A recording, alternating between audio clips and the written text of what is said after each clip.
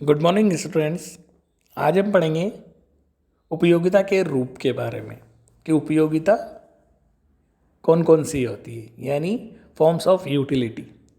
तो जो यूटिलिटी होती है वो दो तरह की होती है, एक अपनी टोटल यूटिलिटी एंड एक होती है मार्जिनल यूटिलिटी, यानी कुल उपयोगिता और सीमांत उपयोगिता के बारे में अपन पढ़ेंगे कि कुल उपयोगिता क्या होती है और सीमांत उपयोगिता क्या होती है और इन दोनों के बीच में किस तरह का रिलेशन होता है।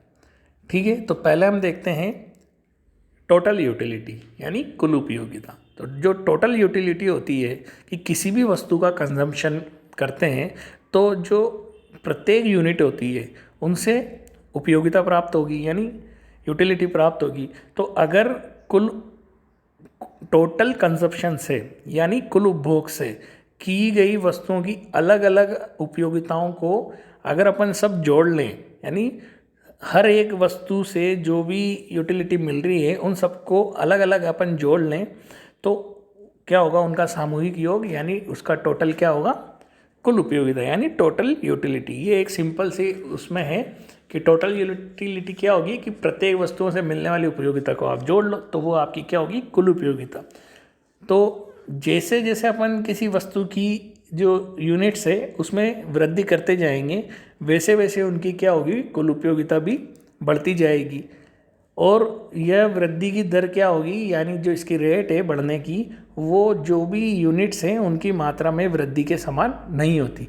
यानी आप जितनी यूनिट बढ़ाओगे उस तो उस दर से ये नहीं बढ़ेगी, इसकी दर थोड़ी सी अलग होगी। क्योंकि जो इकाइयों की मात्रा होती है यानी जो यूनिट्स होती हैं उसमें आप जैसे जैसे वृद्धि करेंगे, जैसे जैसे उसको अपन बढ़ाएंगे आगे, उससे उसकी जो मार्जिनल यूटिलिटी है वो घटती जाती है, यानी उसकी सीमांत उपयोगिता क्रमशः घटती जाएगी।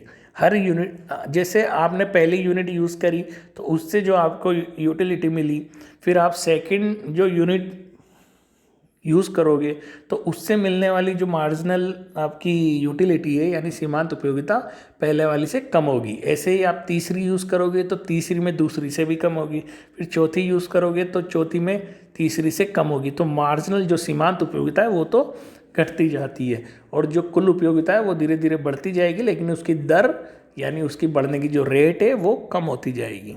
तो और नेक्स्ट आती है अपनी सीमांत उपयोगिता क्या होती है, यानी मार्जिनल यूटिलिटी क्या होती है। तो मार्जिनल यूटिलिटी जो होती है वो कुल उपयोगिता में जो उस वृद्धि से है, यानी कुल उपयोगिता में हुई वो वाली वृद्धि है जो वस्तुओं की एक अतिरिक्त इकाई के कारण प्राप्त होती है। यानी मार्जिनल यूटिलिटी क्या होगी, जो टोटल यूटिलिटी में जो भी इंक्रीज हुआ है, जो भी एक एक्स्ट्रा यूनिट के कारण जो भी उसमें वृद्धि हुई है उस वो वाली वृद्धि क्या कहलाएगी, आपकी मार्जिनल यूटिलिटी। तो इस प्रकार हम देख सकते हैं कि ये उस वाली रेट को भी डिफाइन करती है कि जिस पर वस्तु के स्टॉक की मात्रा में परिवर्तन होने पर, यानी स्टॉक में जो भी चेंजेस आए हैं तो उस पर जो कुल उपयोगिता है उसमें क्या वृद्धि हुई है, ये आपकी सीमांत उपयोगिता कहलाएगी यानी मार्जिनल यूटिलिटी कहलाएगी। ठीक, तो अगर अपन इसको सिंपल सी भाषा में देखें तो वस्तु की किसी मात्रा की सीमांत उपयोगिता कुल उपयोगिता में वह वृद्धि है जो उपभोग में एक और इकाई में वृद्धि के परिणाम स्वरूप प्राप्त हुई है। यानी सिंपल सी बात है कि जैसे जैसे आप किसी वस्तु की यूज़ करते जाओगे हर यूनिट के बाद जो उसकी कुल उपयोगिता में यानी टोटल यूटिलिटी में जो जो अंतर आएगा, यानी जितनी वृद्धि होती जाएगी जो वो अंतर ही जो वो डिफरेंस ही आपका क्या कहलाएगा, मार्जिनल यूटिलिटी। इसको हम एक तालिका से भी समझ सकते हैं, यानी एक टेबल और एक कर्व से देख लेते हैं। जैसे हमने पहले देखा है, इस टेबल में आप देखो, इसमें अमरूदों की यूनिट्स दे रखी है, उनसे प्राप्त सीमांत उपयोगिता दे रखी है, कुल उपयोगिता यानी टोटल यूटिलिटी दे रखी है, सीमांत उपयोगिता दे रखी है और सीमांत उपयोगिता की क्या प्रकृति है यानी इसका नेचर क्या है मार्जिनल यूटिलिटी का। तो देखो, आप जो पहली यूनिट यूज़ करेंगे तो उससे मार्जिनल यूटिलिटी कितनी प्राप्त हुई, 10। ठीक है, और कुल उपयोगिता भी कितनी है, 10। ठीक है। और सीमांत उपयोगिता 10 में कितने का अंतर आया? अभी कुछ भी अंतर नहीं आया। पहली यूनिट में सीमांत उपयोगिता अपनी है 10, ठीक है। तो ये तो ही आपकी पॉजिटिव यूटिलिटी पहली। नेक्स्ट है दूसरी इकाई जैसे यूज़ करेंगे तो सीमांत उपयोगिता में क्या हो जाएगी? कमी हो जाएगी, क्योंकि जो आपकी मार्जिनल यूटिलिटी है वो जैसे जैसे आप इकाइयों का यूज़ करेंगे वैसे वैसे वो घटेगी, कम होएगी, और कुल उपयोगिता घटती दर से बढ़ेगी। अब कुल उपयोगिता कितनी हो गई? 10 + 8 = 18, यानी अब कुल उपयोगिता 18 हो गई। और सीमांत उपयोगिता कुल उपयोगिता में कितने का अंतर आया है? पहले 10 थी, अब 18 हो गई, यानी 8 का अंतर आया है। तो सीमांत उपयोगिता आपकी 8 हो गई। तीसरी इकाई का जैसे ही यूज़ करेंगे तो सीमांत उपयोगिता आपको इससे प्राप्त होगी 5, ठीक है। यानी मार्जिनल यूटिलिटी आप जैसे जैसे इकाइयों का उपयोग करते जाएंगे वैसे वैसे मार्जिनल यूटिलिटी कम होती जाएगी। तो तीसरी से 5, और कुल उपयोगिता 10 + 8 + 5 = 23। तो अब कुल उपयोगिता अपनी कितनी हो गई? पहले 10 थी, फिर 18 हो गई, फिर 23 हो गई। मतलब आप इसमें देखो कि कुल उपयोगिता में वृद्धि होती जा रही है। पहले कितने की वृद्धि हुई? 10 की। पहले कितने की वृद्धि हुई? 8 की। फिर 8 के बाद 18 हो गई, फिर वृद्धि हुई 5 की, ठीक है। यानी कुल उपयोगिता बढ़ तो रही है आपकी, लेकिन घटती दर से बढ़ रही है, ठीक। जैसे ही फोर्थ यूनिट यूज़ करेंगे तो जो अपनी मार्जिनल यूटिलिटी है वो हो जाएगी 0, और कुल उपयोगिता हो जाएगी 10 + 8 + 5 + 0, यानी 23 ही रहेगी, ठीक। जैसे ही अपन पाँचवीं यूनिट यूज़ करेंगे तो जो सीमांत उपयोगिता है वो अपनी माइनस में चली जाएगी, यानी ऋणात्मक हो जाएगी। और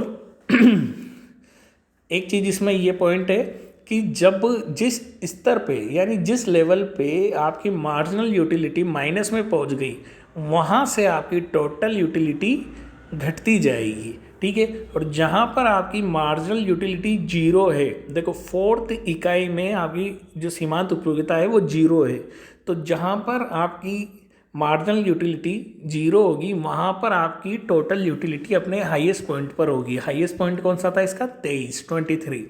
और जहाँ जैसे ही मार्जिनल यूटिलिटी आपकी माइनस में पहुँची वैसे ही टोटल यूटिलिटी यानी कुल उपयोगिता आपकी घटने लग जाएगी। जैसे 23 से अब ये किस पे आ गई? 21 पे। फिर जैसे ही छठी यूनिट फिर माइनस में जाएगी सीमांत उपयोगिता, और कुल उपयोगिता कम हो जाएगी, ठीक है। इसको हम एक कर्व के रूप में भी देख सकते हैं। जैसे ये वाला कर्व है, इसमें देखो आप, जो आपकी सीमांत उपयोगिता है, मार्जिनल यूटिलिटी है, ये पहली इकाई में इससे सीमांत उपयोगिता मिली थी 10, तो ये 10 थी।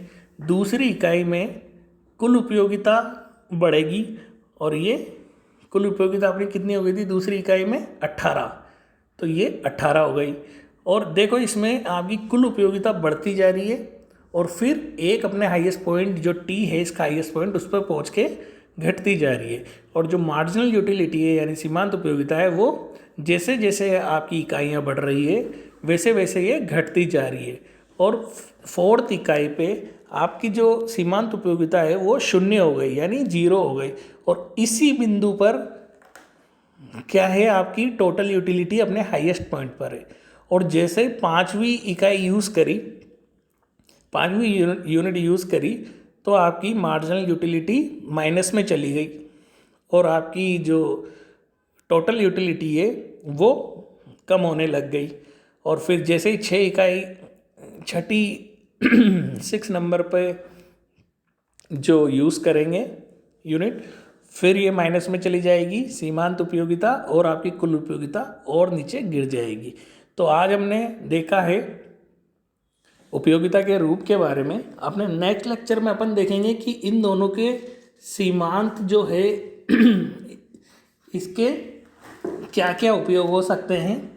उपयोगिता में जो कुल उपयोगिता और सीमांत उपयोगिता को अपन ने जाना है, तो आगे नियमों में ये कहाँ कहाँ अपने काम आएगा और क्या क्या इनका यूज़ होगा इकोनॉमी में। जैसे सीमांत उपयोगिता हास नियम पढ़ेंगे अपन आगे, उसमें अपना ये कुल उपयोगिता और सीमांत उपयोगिता आएगा। तो सीमांत उपयोगिता हास नियम, लो तो ये सीमांत उपयोगिता आवास नियम अपन अपने नेक्स्ट लेक्चर में देखते हैं। तब तक आप इसका रिवीजन करिए। Good bye.